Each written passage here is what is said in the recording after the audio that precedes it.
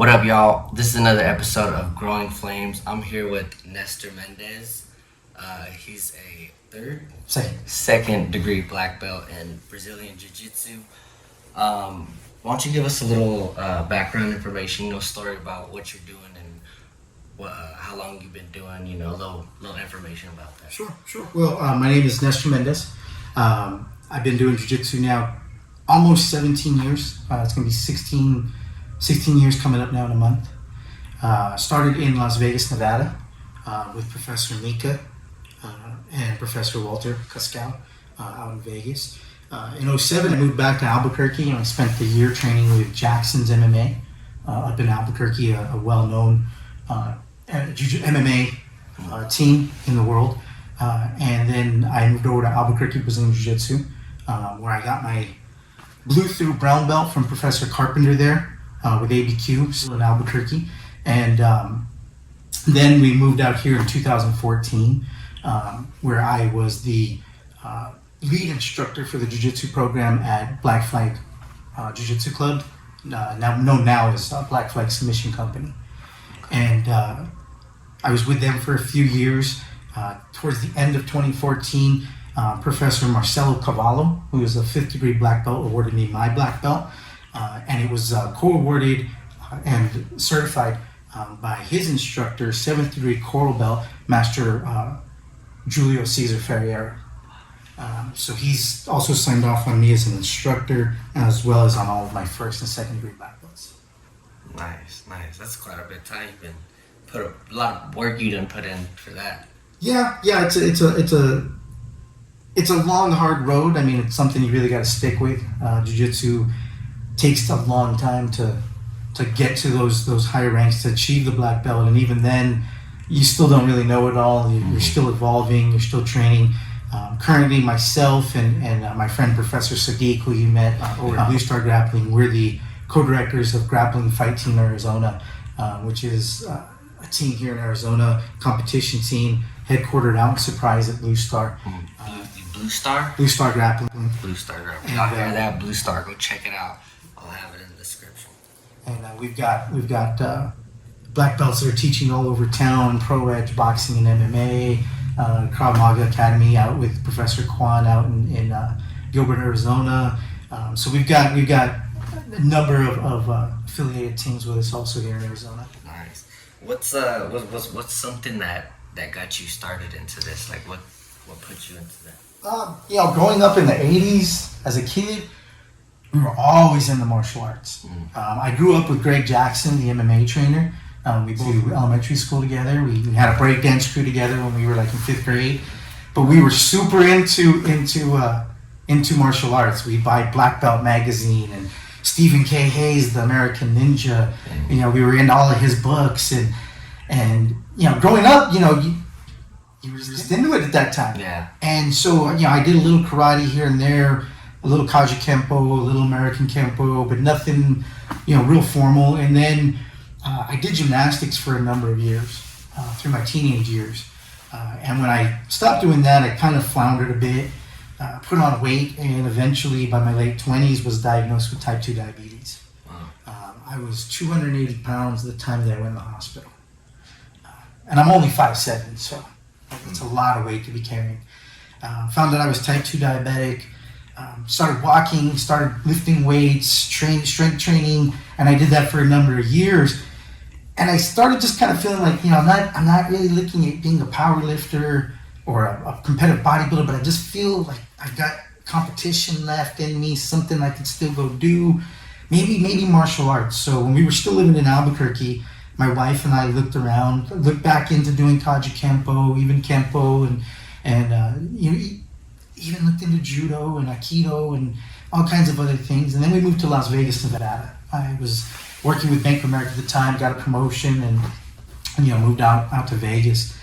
And I started looking at some of the MMA schools, and one day I was at the grocery store across the street from my house, my apartment on Tropicana in Durango.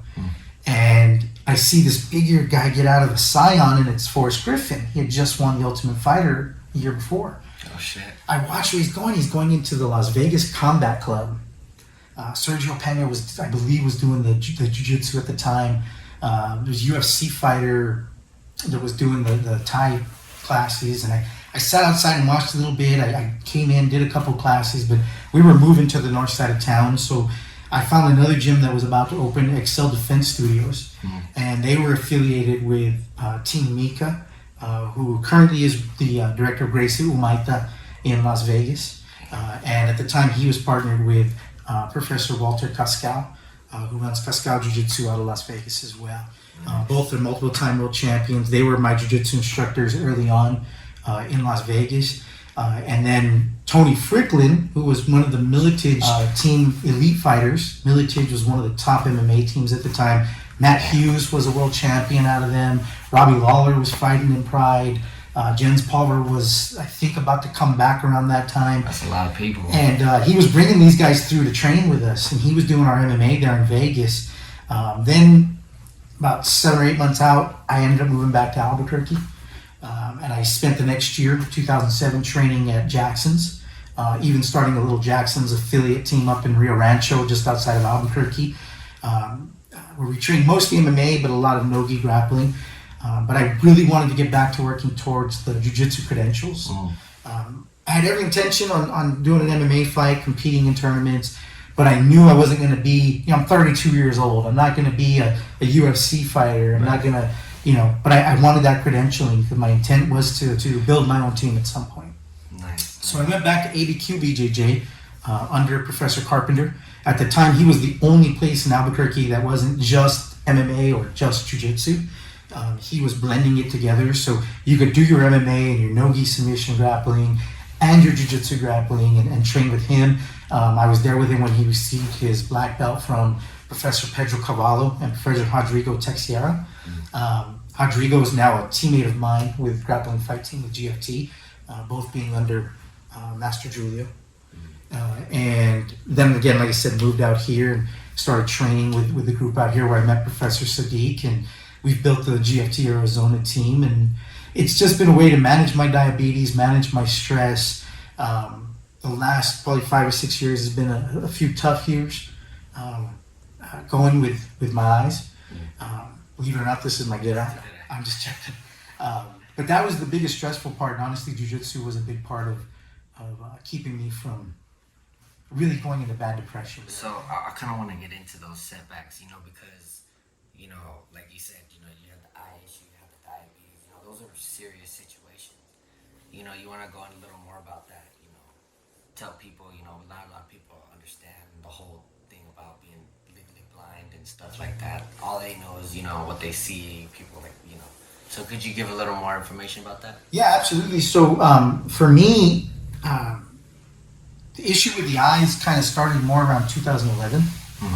I started having some trouble with my right eye, and I noticed if I closed it, I could focus better. Didn't think nothing of it, but it was progressively getting worse.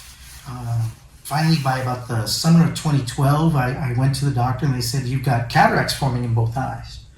And they thought it was a combination of the diabetes, which is always an issue when you're diabetic.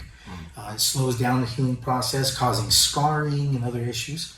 So being at MMA, and I was one of those guys that I took a lot of punches, they felt that probably played a role, that with the diabetes, causing damage to the eyes, probably why the cataracts were coming on as strong as they were. Difficult thing was that I had a career opportunity that was going to leave me uninsured for a little while. And unfortunately, it didn't play out because of my eyes, and I didn't have insurance. So I was trying to get the insurance coverage. Finally, towards the end of 2014, end of 2013, I pulled some money together, and we got the cataract surgeries in Mexico. Everything went fine with one eye. The other eye, some complications with the lens shifting out of place. They had to go back in again. But I knew I was going to have an adjustment in that eye. So a few months later, we want to start over new. We come out to Phoenix, and I get a job with Assurion, the phone insurance company. And my goal was to stick with them at least a year or so that I could qualify for disability and get my surgery and then get back to work. Then this eye lost the color green. So everything you'd see was in color, but then green was gray. Oh, wow. The other eye just got really difficult to see. I went in to see the doctor, and they said, yeah, your retina's detached on both sides. So they did the emergency surgery. Again, the left eye was fine. The right eye apparently had been torn for some time because there had been a lot of scar tissue building up. But because of the complications with the lenses, I didn't notice a difference in the vision. So it went like that for a little while. The reason I was seeing gray instead of green was it was losing the color cones for that color on the retina. That's So something. they went in, then it tore again, and the scarring tore it another time. They went in to fix the retina 3 times in 2016. Eventually, the eye went into shock. And it stayed like that for a while, but I had enough vision in the other eye and just a little with this side that I could go back to work. So I went back to work, and then this eye started straining really bad, and I got an infection on this eye, which caused severe scarring on the surface. So I was out again, but we were trying to figure out what to do here, and then that December, actually a week or two before, I had gone to go pick up my daughter. I was driving just around the neighborhood, and I went to pick up my daughter from high school, and I see her on the corner, and as I'm pulling up, my eye just got really sore and then leaked liquid, like severe liquid coming out. And I didn't know what it was. So I had my daughter drive home, and then a couple days later, I'm on the bed, and I sit up, and it does it again, and I told my wife, she goes, "We need to call a doctor, your eye is shrinking." Oh, shit. So what had happened is that an infection had got on the surface of the eye and bored a hole through the surface, the cornea, and the liquid in the eye was pouring out. So they did a rush, an emergency cornea transplant on the eye, and for a couple weeks, the eye looked like it was going to come back. It had pressure again. I was able to see light and movement again. This eye was doing really well. I was reading license plates and drive-in, and the scarring was messing me up a little at night with the lights, but it really wasn't so bad. So they decided, that one's healing. Let's scrape off some of that scar tissue, see if we can help you out with that eye. I got another infection about a week before that surgery. Damn. And they had to hold off on it till 2018. This eye eventually, right around the same time, March of 2017, it just said it was done. It just died. So this eye is dead. There's nothing they can do with it. This other eye, I thought it could be the lens that had been put in for the original cataract surgery that was hindering the eyesight, but they were sure it was the scarring, but when they scraped the scarring in 2018, nothing changed. And then late 2019, I was sparring with one of our black belts, and his thumb went across my eye, and I could see really clear. And I was amazed, and so the next morning, I'm like, I can still see. So my wife and I are driving around running errands, and I blinked, and it got super blurry. Damn. But when I put my head down like this, everything got clear. So I go to the retina doctor. He can't see to the eye because something's blocking it. He can't figure out what it is. So he's got to look to the back of the eye. We want to make sure the retina wasn't detached. So he does an ultrasound. Retina looks good. He showed me where it's still connected. Went following Tuesday, I was going to go see the cornea specialist. And I'm rolling with a white belt, and his heel comes around and cracks me in the head, and I see something float up in the eye, and I can see a little better. It's not great, but I can at least make out faces. I can see a little more. I can step with a little more confidence. Turns out the lens that was in there got knocked loose and is still floating in the eye. So the lens that was in the eye is floating around, but it looks like there were cataracts forming on that lens. And it was that lens that was hindering my eyesight. That's wild, man. They just don't want to go in now because I only have the one eye. They don't want to risk cutting into it and the retina detaching and then going down the same road as the other eye. So they're like, if you can deal with it the way it is, good. I can't, there's a lot of things I can't do, and that was a big difficulty, especially like in 2017, as this eye died and this eye started to stabilize and I couldn't see very well. You start laying around thinking about all the things you can't do anymore. I can't drive. I used to ride a Harley. I can't do that anymore. I can't go for a bike ride. I couldn't even go for a walk because I was afraid I was going to fall or something. And to me, using a cane was giving up, so I refused to use a cane. It just, you're running down those things, and I didn't want to get up out of bed. And then my wife would go, "You want to go to jujitsu?" Yeah. I get up, take a shower, go to jujitsu. And everywhere else, I'm walking. Drive. I'm walking timidly. I'm bumping into things. I'm bashing my head into things I can't see. But when I get on the mat, I can move with confidence. I didn't need to see where the person was to feel their movement.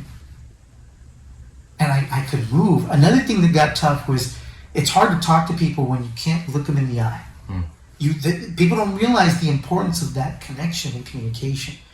When you don't have that, because I had to stare off into space because I couldn't focus on anybody, they had a hard time staying connected to my conversation. So I would see enough to notice that they were looking around, they were talking to somebody else. But these were things that they wouldn't have done had they felt like I was connected to them in the conversation. Right. And it got frustrating because, being Latino from Albuquerque, that's disrespect. You're not looking at me in the eye, you know what I mean? But it was something I had to come accustomed with. I could see just enough to see that they weren't really paying attention. But when I'm speaking on the mat, when I was teaching classes, everybody was listening intently because they wanted the information. Yeah. It kept my mind feeling like I had a reason because I couldn't work anymore.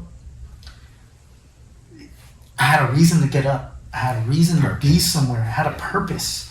I still have knowledge that I can pass on, that I can share. I still do it with my grandsons now. My son, he's a blue belt. He's turning 17 tomorrow, and he's already a blue belt. And, he's getting fun to roll with because he's big, he's strong, and he's getting hard to deal with. Man, that's amazing, man. Like, you overcame those setbacks because those ain't nothing easy, and still to get up and go do your thing, and then the feeling you get when you hit that mat and it's like, yeah, this is where I do my thing. That's awesome, man. Like, it's a beautiful story. Yeah, no, it saved me because, like I said, I could feel like I was going into a dark place, but I always had that reason to get up, that purpose. And at the time, I'd been a black belt for a little bit already, but making my game better, being a better teacher, being able to explain things better, trying to teach a better style of jujitsu, always evolving, all of that was what kept me going. It's what kept me from sinking too far into that, and I tell people now, that time gave me a realization. You can't say can't anymore. Yeah, right? Don't exist. The moment you say can't, you've painted yourself into a corner. You told every cell in your body Yep. you can't do it. You've already given up. Look, I can figure it out. I just need a moment. But the moment I say I can't, I've given up. Yeah. And so I refuse to look at it that way. If it means, for example, and this is something that, jiu-jitsu's taught me and my family laughs at me when I always make these little comparisons, but, when you can't, you're trying to do a new technique, add something to your game, and it's not working at first. It's not going to. You got to do it for a while. Yeah. You got to keep trying it over and over. Find how the setup's going to work. Figure out the timing. But that's how you solve all the problems. You take a step back, you take a breath, and you keep hitting it and figuring out what's not working until you figure out what does work, and then you run with what works. Oh yeah. What would you say to people, they want to get into jiu-jitsu and they're just nervous about it? What would you get a little advice you tell them?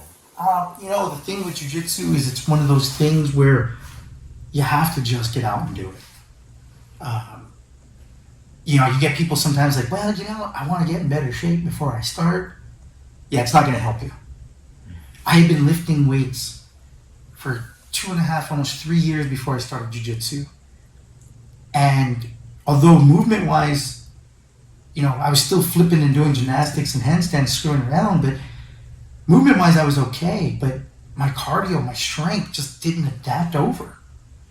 And it took some years before you start to adapt to the strength that jiu-jitsu requires.